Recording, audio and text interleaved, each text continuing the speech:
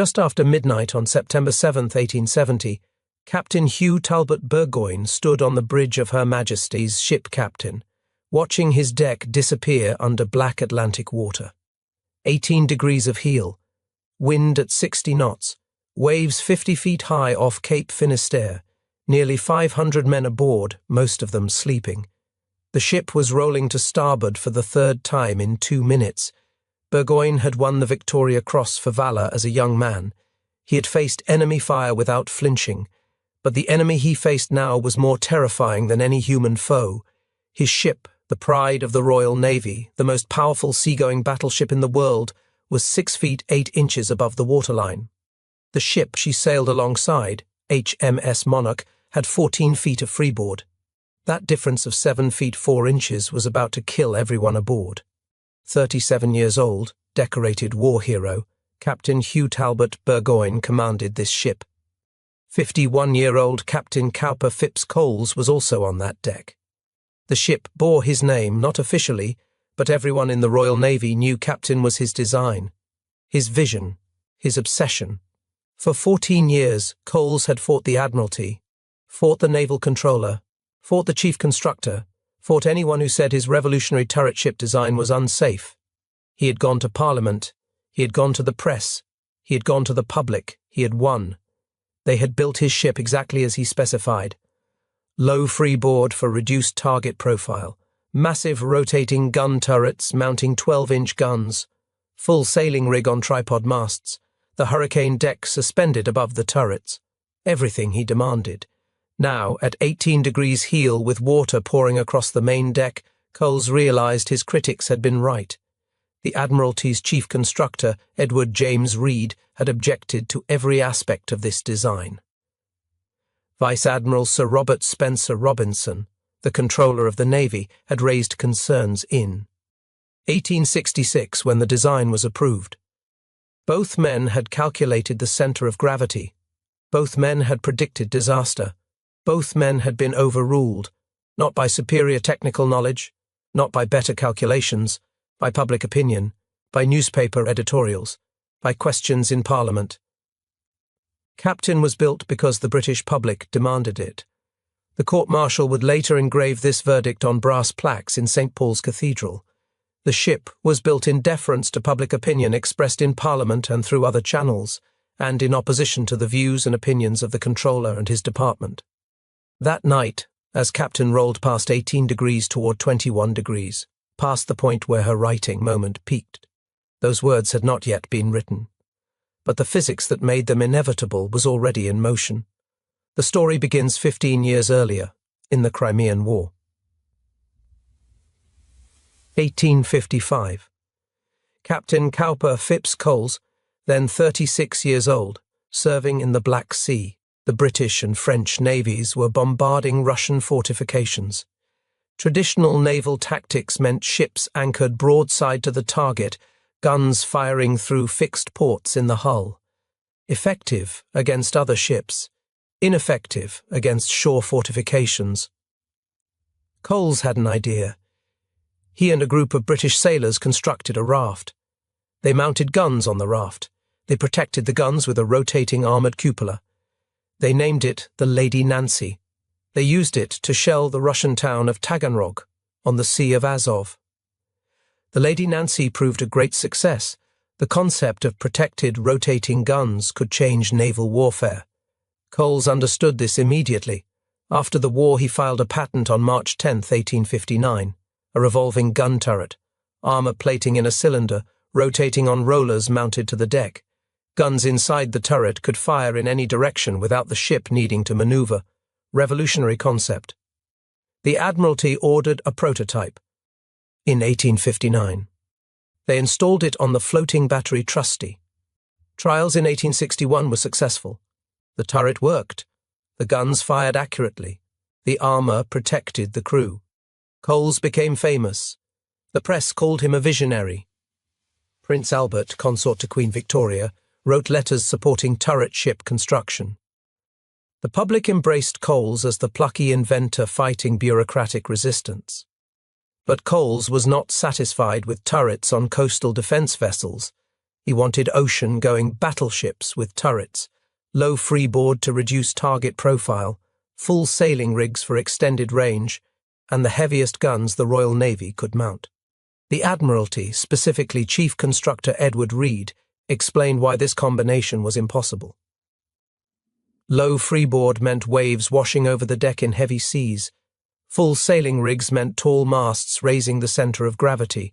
Reduced stability plus low freeboard equals capsizing. Basic naval architecture. Coles rejected these objections. He was an inventor, not a naval architect, with minimal understanding of stability calculations. He believed his intuition was superior to Reed's mathematics.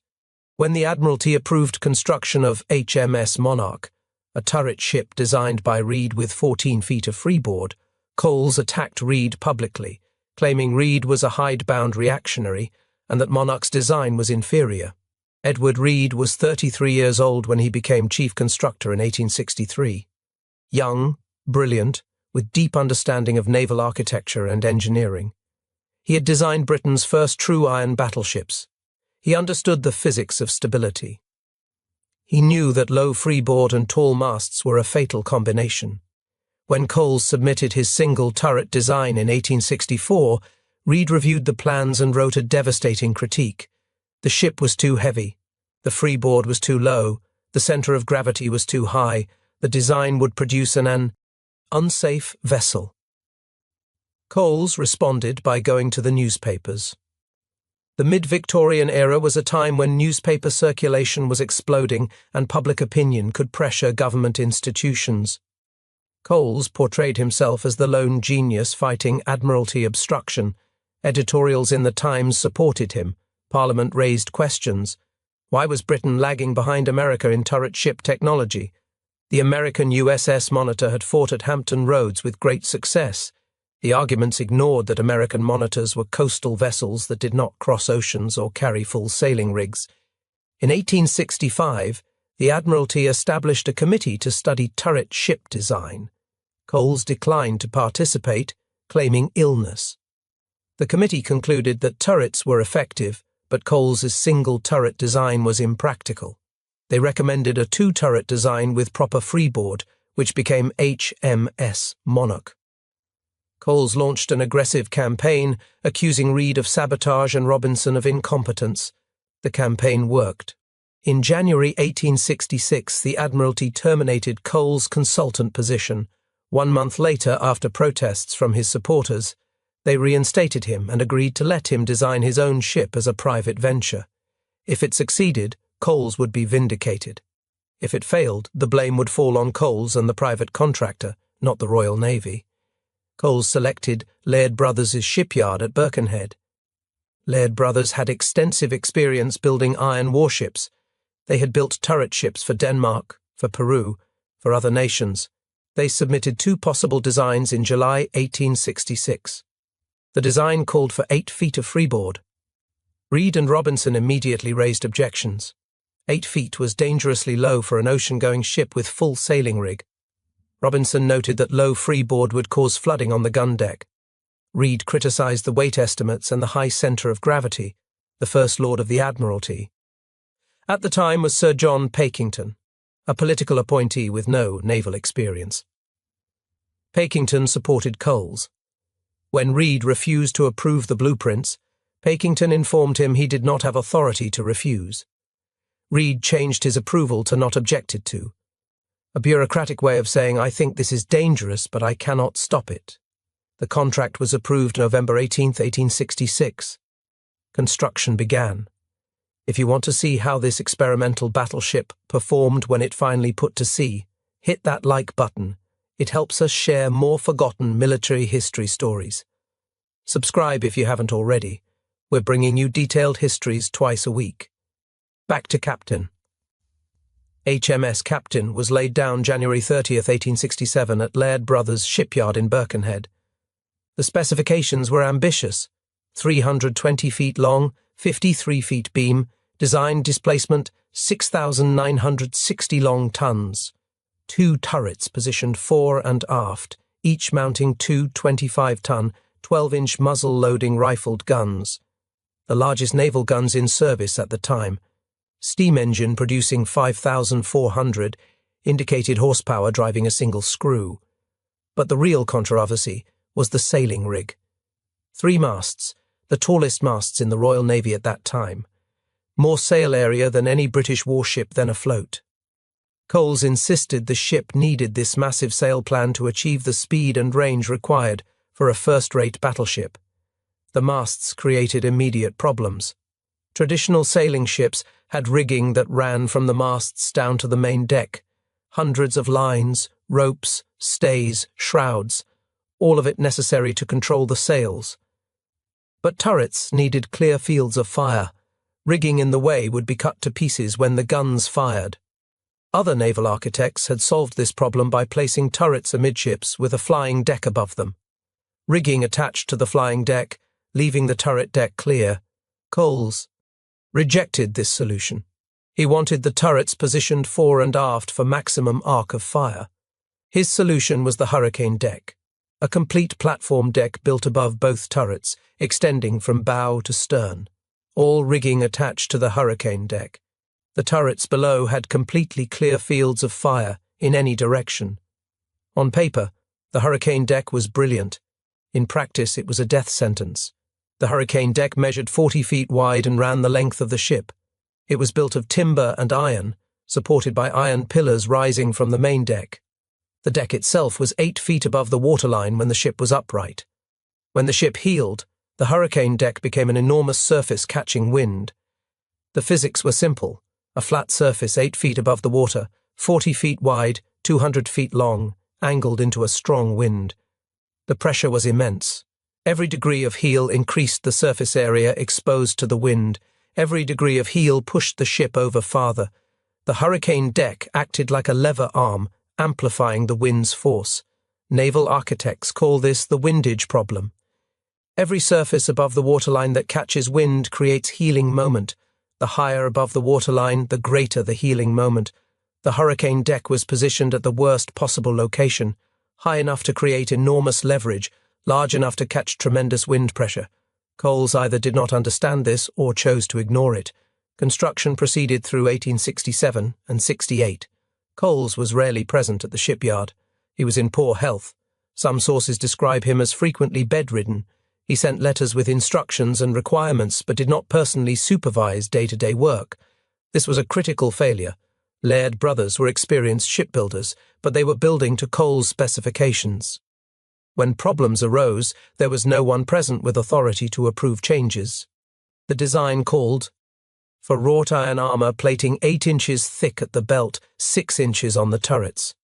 The armor weighed hundreds of tons. The 12-inch guns weighed 25 tons each. 4 guns, 100 tons. The turrets themselves weighed over 100 long tons each. 200-plus tons of rotating armored turrets mounted high on the ship.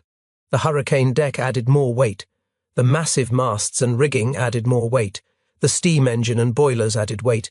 Coal bunkers for fuel added weight. Every component added weight. The designers had estimated total displacement at 6,960 long tons. This assumed careful control of weight during construction. Instead, weight spiraled out of control. Iron plating was ordered slightly thicker than specified to ensure strength. Small change, but across the entire hull it added tons. The turret mechanisms were reinforced to handle the massive 12-inch guns. More tons added. The hurricane deck structure needed stronger pillars to support the masts. More tons. The steam engine installation required heavier engine beds than originally calculated. More tons. Coal bunkers were expanded to increase the ship's range. More tons. By the time Captain neared completion, she weighed 7,695 long tons. 735 long tons over design weight. 10% heavier than planned. This had catastrophic consequences. Ships float at a depth where the weight of displaced water equals the weight of the ship. Heavier ship displaces more water, floats deeper. Captain's designers had calculated she would float with 8 feet of freeboard. The designed waterline was carefully calculated to place the lower edge of the armor belt slightly above the water. The gun ports would be well clear of the waves. With the additional 735 tons, Captain floated 22 inches deeper than designed. The freeboard dropped from 8 feet to 6 feet 6 inches. The armor belt was now partially submerged. The gun ports were only slightly above the waterline. In any significant sea, waves would wash across the main deck. This was not theoretical. This was simple mathematics. But there was a worse problem. The center of gravity had risen by 10 inches during construction. The center of gravity is the point where all the ship's weight can be considered concentrated. For a ship, it is usually several feet below the waterline. The lower the center of gravity, the more stable the ship. Adding weight high in the ship, like the massive turrets and hurricane deck, raises the center of gravity. The 10-inch rise was the difference between a marginally stable ship and a catastrophically unstable one. When Edward Reed learned the final weight and freeboard numbers in early 1870, he wrote to the Admiralty. Captain was dangerously unstable and should not be commissioned. His letter was ignored. Reed had become a political liability, and Captain was already in service. Admitting the ship was unsafe would be massive public embarrassment. The Admiralty decided to proceed and hope Reed was overly cautious. This decision killed 472 people. Reed wrote again in March with detailed calculations. At 14 degrees heel, Captain's righting moment would be only 410 foot-tons versus thousands for a safe ship. Worse, her righting moment would peak at 21 degrees, then decline.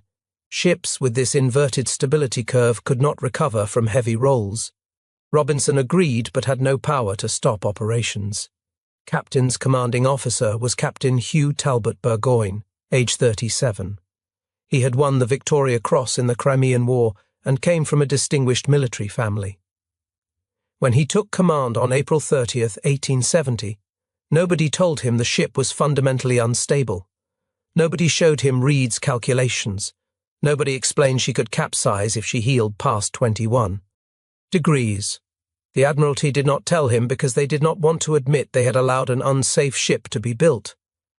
The Admiralty ordered an inclining test at Portsmouth on July 29th. This test measured stability by moving known weights across the deck and measuring the heel angle produced. The results were damning.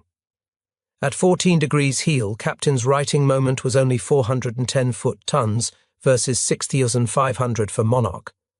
Captain's maximum righting moment occurred at 21 degrees heel, beyond which the force declined. Monarch's increased all the way to 40 degrees. These calculations were not published until after the disaster. 472 lives would have been saved if the voyage had been cancelled. In August 1870, Captain sailed to Gibraltar as part of the combined Mediterranean and Channel squadrons. 11 capital ships representing British naval power. A diplomatic show of force intended to demonstrate British supremacy in the Mediterranean. The United States had recently emerged from civil war with a powerful navy. France had rebuilt its fleet after the Crimean War. Russia was modernizing its Black Sea fleet. Britain needed to show that it remained the world's dominant naval power. Captain was the newest ship in the fleet. She was also the most watched. The British public wanted to see if Coles's revolutionary design would prove itself against the conventional ships designed by Reed and other Admiralty architects. The press sent correspondents to cover the voyage. Newspapers ran stories about the magnificent new battleship with her innovative turrets and low profile. Nobody mentioned that professional naval architects thought she was a floating coffin. The fleet conducted exercises in the Bay of Biscay and off the Spanish coast. Captain performed well in calm weather.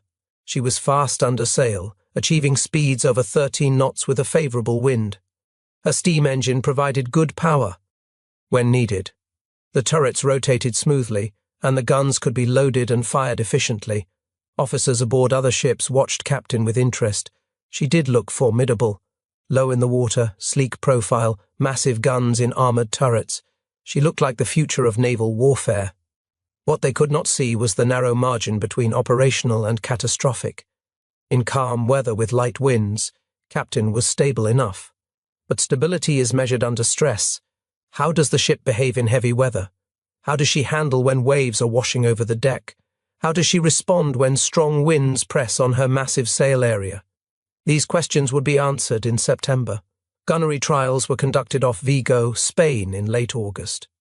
Captain fired her 4 12-inch guns in a single salvo. The ship rolled heavily, 20 degrees to one side. The massive recoil had pushed the ship sideways. Officers aboard other ships watched in shock. HMS Monarch, also a turret ship, had fired her guns in earlier trials.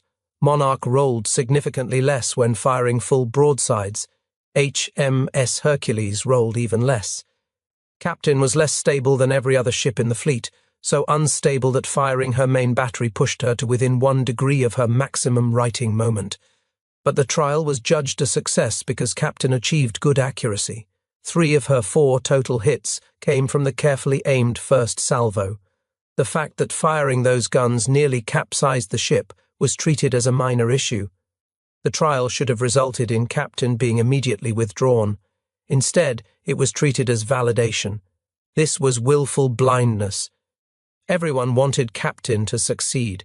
Nobody wanted to admit years of political battles had produced a death trap. September 6, 1870. The combined squadrons were cruising off Cape Finisterre, northwest coast of Spain. Cape Finisterre, meaning end of the earth in Latin, was feared by sailors. The Atlantic seabed rises rapidly here from 4,000 meters depth to less than 200 meters, creating enormous waves when storms roll in. The Spanish coast is known as the Costa da Morte, the coast of death. The Royal Navy knew these were dangerous waters. On September 6th afternoon, conditions were manageable. Force 6 winds, 25 to 31 miles per hour. Captain was making 9.5 knots under sail. She had her 4 staysail, 4 topsail and main topsails set. Moderate canvas for moderate winds. Captain Burgoyne was on the bridge. Cowper Coles was also aboard. Coles had asked permission to accompany the fleet to witness his ship's performance. He wanted to see Captain operating with the Mediterranean and Channel squadrons. He wanted to prove to any remaining skeptics that his design was superior. Admiral Milne had granted permission for Coles to observe from aboard Captain. This decision would cost Coles his life. Admiral Milne came aboard Captain that afternoon to observe her performance. What he saw concerned him. Waves were washing over her main deck with every swell. The ship was heeling noticeably. Milne was an experienced sailor who knew what a stable ship felt like. Captain felt tender, rolling easily and recovering slowly. After 2 hours, when the wind increased and Captain heeled perhaps 15 degrees, Milne summoned his barge and transferred back to his flagship without expressing his concerns to Burgoyne. He chose not to intervene, unwilling to create a political incident. This decision also killed 472 people. Throughout the afternoon of September 6th, the weather steadily deteriorated. The wind increased. The seas built. Rain squalls moved through. By evening, the wind had reached force 7 to 8, 32 to 46 miles per hour. The waves had built to 20 to 30 feet. Captain began reducing sail. Burgoyne ordered the crew to take in the upper sails, leaving only the lower topsails and 4 staysail set. This was minimal canvas, just enough to maintain steerage and keep the ship headed into the wind. In a storm, the safest position for a sailing ship is heading directly into the wind with minimal sail set. The ship presents her bow to the waves. The waves pass under the bow, and the ship rides over them. This requires constant attention. The helmsman must keep the ship pointed into the wind. If the ship turns sideways to the waves, she will roll. The more she rolls, the harder it becomes to bring her back on course. If she rolls too far, she might not come back at all. Night fell. The storm continued to build. By midnight, the wind had reached force 9 to 11, 47 to 63 miles per hour. These are hurricane force winds by modern standards. The waves had built to 40 to 50 feet. Mountainous seas. Other ships in the squadron recorded these conditions in their logs. HMS Monarch, sailing 2 miles from Captain, noted force 10 winds and 50-foot waves. Her log entry recorded that she was handling the conditions without difficulty. She had reduced sail to minimum canvas. Her deck was being washed by waves, but she remained stable. Her 14-foot freeboard meant that water coming over the bow drained quickly and did not accumulate on deck. Monarch heeled perhaps 10 to 12 degrees in the strongest gusts. Then she righted herself. Her captain noted in the log that the ship was behaving well, and he had no concerns about her safety. Other ships in the squadron reported similar conditions. The storm was severe but manageable. The wind and waves were well within the designed limits of properly built warships. This was important. The court-martial would later establish that the weather conditions on the night of September 6th to 7th were not exceptional.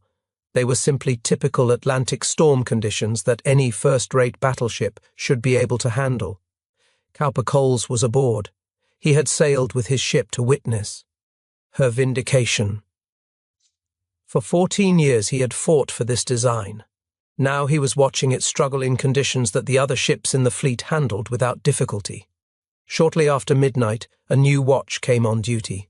Most of the crew was asleep. The watch officers immediately noted Captain was heeling 18 degrees to starboard. They reported this to Captain Burgoyne. Burgoyne ordered the crew to drop the fore topsail and release the sheets holding both topsails angled into the wind. If they could let the sails flap loose, the wind pressure would decrease. The ship might right herself.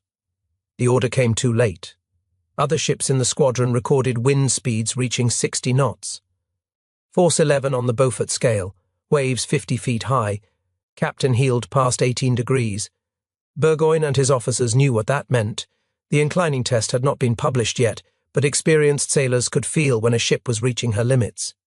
At 21 degrees heel, Captain reached her maximum righting moment. The physics that would kill 472 people were now in control. The roll continued, past 21 degrees. The hurricane deck, that innovative platform holding all the rigging, was now acting as a giant sail catching wind and pushing the ship over. The massive gun turrets, each weighing over 100 long tons, were high above the waterline, top-heavy. The low freeboard meant water was pouring across the main deck, adding weight high in the ship. Everything that made Captain revolutionary was now killing her. At approximately 00:15 hours, 7 minutes past midnight on September 7, 1870, HMS Captain rolled past her point of no return. Water surged through the gun ports. The ship capsized completely. Men trapped below deck had no time to escape. The turrets, those revolutionary rotating armoured gun houses that Coles had pioneered, tore free from their mounting rings as the ship inverted. Water rushed in. Captain sank in minutes. Survivors testified later that the ship floated upside down for 3 to 10 minutes before sinking. Her hull remained buoyant just long enough for a few men to cling to the keel. Then she slipped beneath the Atlantic. 472 men died. Captain Burgoyne died. Captain Cowper Phipps Coles died with his ship. The son of Hugh Chelders, First Lord of the Admiralty, died. The son of Thomas Baring, Under Secretary of State for War, died. The cream of the Royal Navy Officer Corps died. 18 men survived. One sailor, disturbed by the severity of Captain's condition during the storm, had taken it upon himself to cut the lashings securing the ship's launch. He climbed inside the launch under its tarpaulin. When Captain capsized, the launch was thrown into the sea. That sailor helped the other survivors aboard. Without his actions, there would have been no survivors. The news reached London on September 9th. The Times broke the story on September 10th. A dreadful calamity. The brand new battleship HMS Captain, Pride of the Royal Navy, had foundered off Cape Finisterre. In a dark and stormy night, without a moment's warning, the waves of the Atlantic had engulfed one of the noblest prizes they had ever snatched from human skill and courage. The Times noted that Captain Cowper Coles had died aboard the ship, which was the final result of his genius. He was, practically, the inventor of the greatest naval improvement of modern times. That sentence must have caused some at the Admiralty to choke on their breakfast. Many professional naval officers and architects had been deeply suspicious of this ship. They had tried to stop it being built. They had filed objections. They had raised concerns. They had been overruled. Now 472 people were dead, and the worst naval disaster in British peacetime history had occurred. A court-martial convened on September 27, 1870, aboard HMS Duke of Wellington in Portsmouth Harbour. Technically, the court-martial was of the 18 survivors, but in practice it was a technical inquisition into what had gone wrong. The proceedings lasted until October 8th. Officers from every ship in the combined squadron testified. They described wind conditions, they described sea state, they described captain's behavior in the hours before she capsized. Naval architects testified about stability calculations. The inclining test results were finally made public. The numbers were devastating. The court-martial reached several conclusions. First, captain was capsized by pressure of sail assisted by the heave of the sea. Second, the sail carried at the time of her loss was insufficient to have endangered a ship with proper stability. Every other ship in the fleet handled the same conditions without difficulty. Third, before captain was received from her contractors, a grave departure from her original design had been committed. Her draft of water increased about 2 feet. Her freeboard was diminished to a corresponding extent. Her stability proved dangerously small, combined with an area of sail that was excessive under those circumstances. Fourth, and most damning, the court deeply regretted that if these facts were duly known and appreciated, they were not communicated to the officer in command of the ship, or if otherwise, the ship was allowed to be employed in the ordinary service of the fleet before the facts had been ascertained by calculation and experience. The court-martial went further. They found that captain was built in deference to public opinion, expressed in Parliament and through other channels, and in opposition to the views and opinions of the controller and his department. This was an unprecedented rebuke of the British public. For years they had demanded Coles be allowed to produce his super ironclad. Now the court was saying publicly that public opinion had overruled professional expertise, and 472 people had died as a result. The verdict was engraved on brass plaques installed in St. Paul's Cathedral. A memorial was placed in Westminster Abbey with a stained glass window. These gestures were unprecedented. They have never been repeated for any other ship loss. The Royal Navy wanted the lesson to be permanent. Public pressure must never again overrule technical expertise when lives are at stake. The loss of captain sent shockwaves through naval architecture worldwide. The immediate response was to improve stability calculations for all new warship designs. The Admiralty established the Committee on Designs of Ships of War in November 1870. This committee's mandate was to review all future naval designs before construction began. No warship would be built again without rigorous stability analysis verified by multiple independent calculations. The committee included naval architects, experienced sea officers, and mathematicians. Their task was to ensure that political pressure and public opinion could never again override technical expertise when safety was at stake. The concept of metacentric height became standard in all naval design work. Metacentric height is the distance between a ship's center of gravity and its metacenter. The metacenter is the point above which the ship's center of buoyancy shifts when the ship heels. If the metacenter is above the center of gravity, the ship is stable and will right herself when heeled. If the metacenter is below the center of gravity, the ship is unstable and will capsize. For captain, the metacenter was barely above the center of gravity. The metacentric height was measured in inches, when it should have been measured in feet. This gave captain almost no resistance to rolling. Once she started to heel, there was minimal force bringing her back upright. The Committee on Designs of Ships of War established minimum metacentric height requirements for different classes of warships. First, rate battleships must have a metacentric height of at least 3 feet. Second-rate ships must have at least 2 feet 6 inches. Third-rate ships must have at least 2 feet.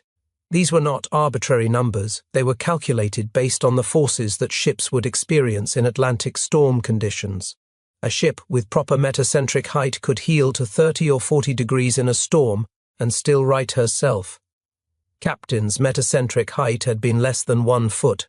She could only heel to 21 degrees before the forces reversed and pushed her over farther instead of bringing her back. The new standards meant that ships like Captain would never be approved for construction. Low freeboard designs were not banned entirely.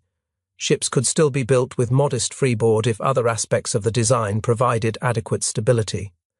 But the combination of low freeboard, high center of gravity, and massive windage that had killed Captain was now explicitly prohibited.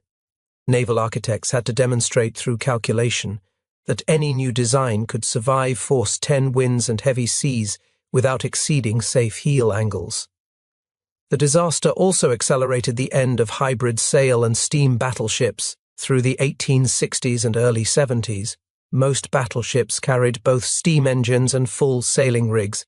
This made sense when steam engines were unreliable and inefficient. Coal supplies were limited at distant stations. Ships needed sails to operate far from home ports. But steam technology was improving rapidly. By 1870, engines were becoming more reliable. Coal supplies were being established at naval bases around the world. The advantages of sail were decreasing, while the disadvantages were becoming clearer. Tall masts and extensive rigging raised the center of gravity significantly. On Captain, the masts and rigging contributed several feet to the center of gravity height. If Captain had been built without masts, with steam propulsion, only her center of gravity would have been much lower. She might have been stable enough to survive that storm. Naval planners recognized this. Within 10 years of Captain's loss, most new battleships were being designed as steam-only vessels. They might carry small auxiliary sail rigs for economical cruising in calm weather, but the massive masts and extensive rigging were gone. By 1880, the age of the sailing battleship was essentially over. The disaster that killed Captain accelerated this transition by perhaps a decade. The loss also changed how the Royal Navy approached public relations and political pressure. For years, Coles had successfully used newspaper campaigns and parliamentary questions to override Admiralty objections to his designs. He had portrayed himself as an innovative genius being suppressed by hidebound bureaucrats. The press and public had supported him. Parliament had supported him. The Admiralty had been forced to approve construction of Captain, even though professional naval architects knew it was unsafe. The court-martial verdict explicitly stated this.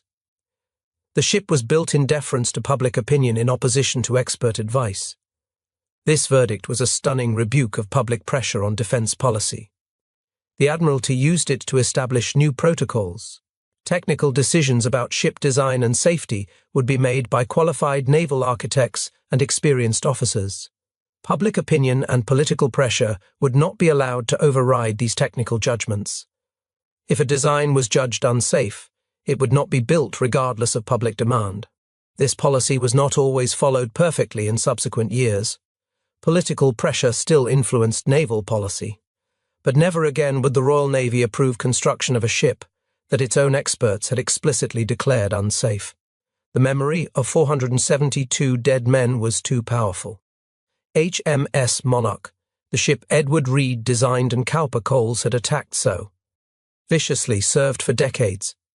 She participated in the bombardment of Alexandria in 1882, where her heavy guns proved effective against Egyptian shore fortifications.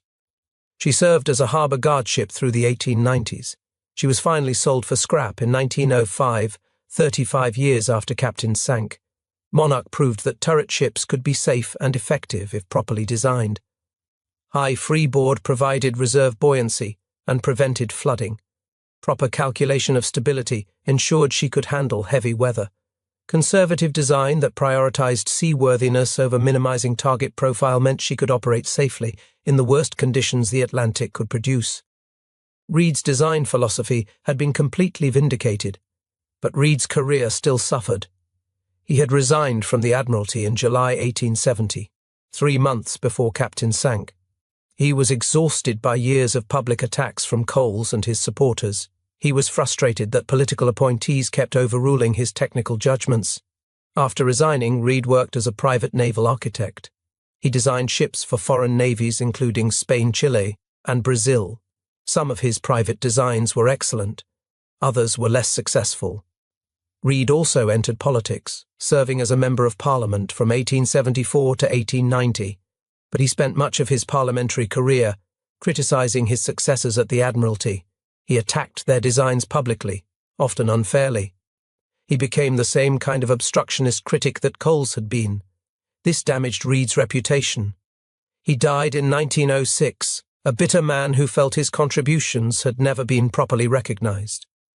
Admiral Spencer Robinson resigned shortly after the Captain disaster, officially citing ill health. He was 62 years old and had served the Royal Navy for 45 years.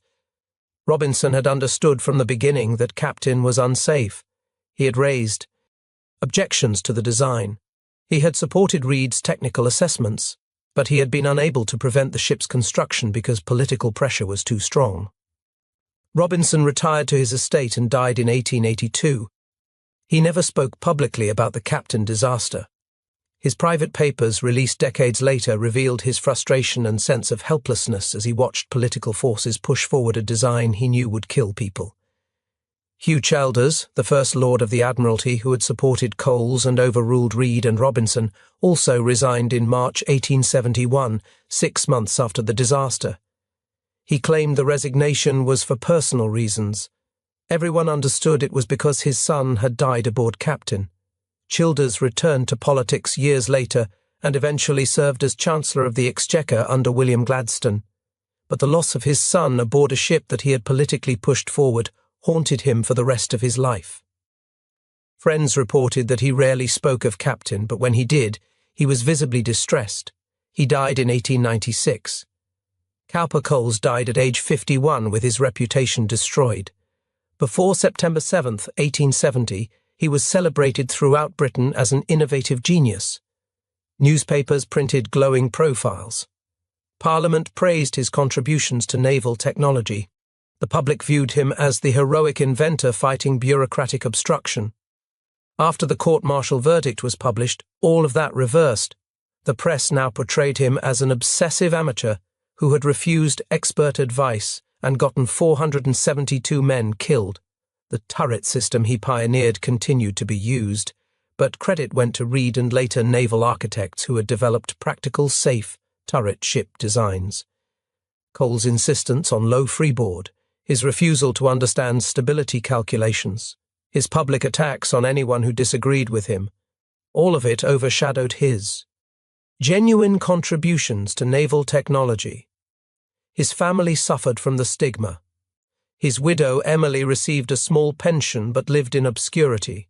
His son, Sherard Osborne Cowper Coles, became a respected metallurgist and inventor of the Sherardizing galvanization process, but he rarely mentioned his father's naval work. The name Cowper Coles became associated with hubris and disaster rather than innovation. The name Captain was retired from the Royal Navy. No British warship has carried that name since 1870. This was an official decision by the Admiralty. The name had become cursed. It represented the worst peacetime disaster in Royal Navy history. It represented the triumph of political pressure over technical expertise. It represented 472 unnecessary deaths. The Admiralty wanted the name permanently retired as a warning to future generations. The decision was unprecedented. Famous ship names like Victory, Warspite, and Ark Royal had been reused many times over centuries. Even ships that had sunk in battle or been lost to storms had their names reused. Captain never was. The name became a black mark in British naval history, an albatross that nobody wanted to carry. For 93 years after the disaster, the story of Captain was largely forgotten or deliberately ignored outside of professional naval circles. It was too embarrassing. It revealed too much about how Victorian Britain's vaunted naval supremacy had been compromised by political interference.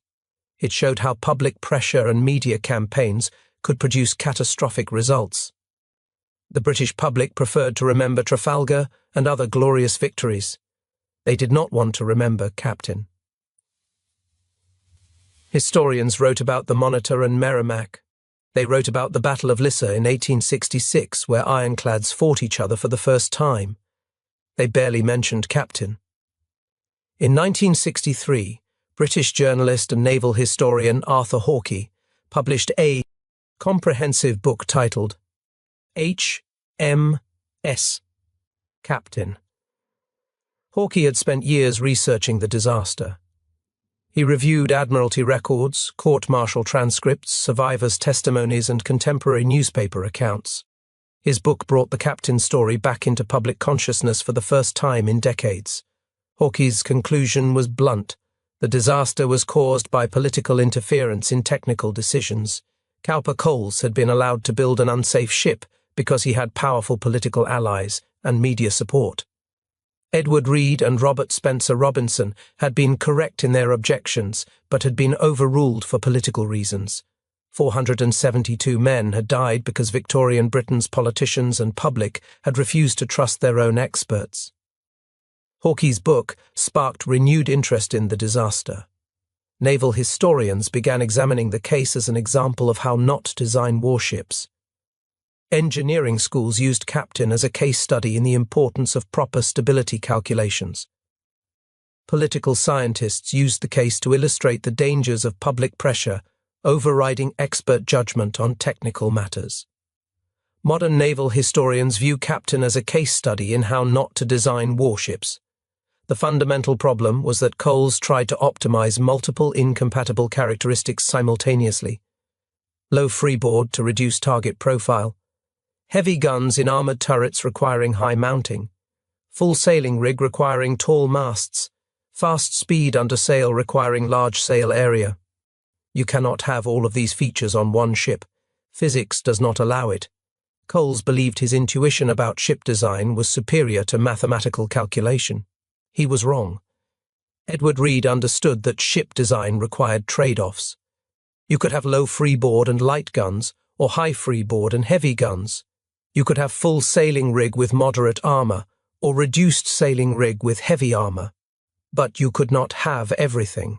Reed's designs succeeded because he understood these trade-offs and made informed compromises. Coles's design failed because he refused to compromise and rejected calculations that contradicted his intuition.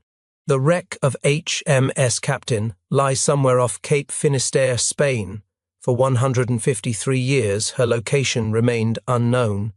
In 2021, Dr. Howard Fuller, a reader in war studies at the University of Wolverhampton, initiated the Find the Captain project. Fuller is a naval historian and fellow of the Royal Historical Society. His research focused on Captain as the worst disaster suffered by the Royal Navy during the Pax Britannica era. Fuller gathered a team of historians, marine archaeologists, and Spanish authorities. In August 2022, an exploratory survey off Cape Finisterre used a multi-beam echo sounder to scan the sea floor. The survey identified 4 previously unknown wrecks. The 4th wreck has a general configuration and dimensions closely corresponding to Captain. The wreck lies in 1,300 to 1,700 meters of water, nearly a mile deep. At that depth, there is little oxygen and no sunlight. Marine organisms that would normally destroy wooden structures cannot survive. If this wreck is Captain, she may be remarkably intact. Fuller continues to raise funds for a definitive identification expedition. Sir Sherard Cowper-Coles, the great-grandson of Captain Cowper-Coles, supports the project. The family wants the story told properly. They want the 472 men who died to be remembered. They want the wreck site treated with respect as a mass grave. The lessons from Captain remain relevant today. The most important lesson is that public opinion is not well informed about defense policy. Technical expertise must not be overruled by political pressure or popular demand. Captain provides an unusually stark example, but the pattern repeats. Throughout the last 150 years, political objectives have been allowed to override sound defense policy, always to regret. The second lesson is that intuition and confidence do not substitute for calculation and testing. Cowper-Coles was confident his design was safe. He believed so strongly that he sailed aboard her on her final voyage. His confidence was irrelevant. The physics did not care what he believed. The third lesson is that warning signs must be heeded before disaster occurs. Multiple people warned that Captain was unsafe. Reed calculated the stability problems. Robinson raised concerns about the design. The inclining test results showed dangerous instability. All of these warnings were available before Captain sailed into that storm. They were ignored because admitting the ship was unsafe would have been politically embarrassing.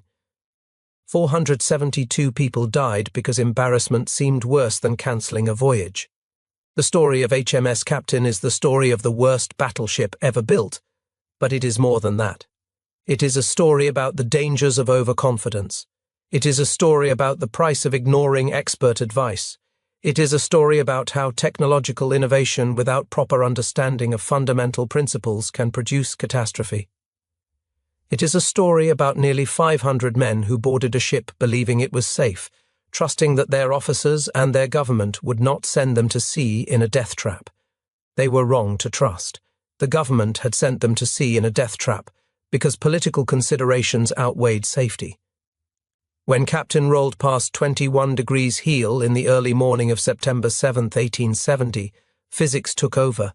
No amount of courage, no amount of seamanship, no amount of prayer could save them. The ship was fundamentally unsafe, and everyone with technical knowledge had known it. They had known it when the design was approved. They had known it when construction began. They had known it when she was commissioned.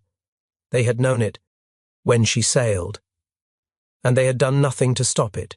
If this story moved you, if it made you think about the importance of listening to experts and the danger of overconfidence, do me a favor and hit that like button. Every single like tells YouTube to show this story to more people who need to hear it. Hit subscribe and turn on notifications. We bring you forgotten military history 3 times a week, real stories about real people and the lessons we still need to learn. Drop a comment right now. Tell us where you're watching from.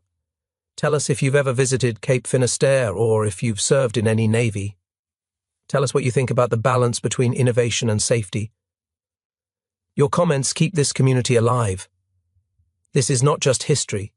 This is a warning about what happens when we ignore mathematics, ignore experts, and let confidence override calculation. 472 men paid the price. Their names are engraved on brass plaques in St. Paul's Cathedral. Their wreck lies a mile beneath the Atlantic off the coast of Spain. Their story deserves to be remembered, not as a curiosity, but as a permanent reminder that physics does not negotiate. Thank you for watching, and thank you for making sure the crew of HMS Captain is not forgotten.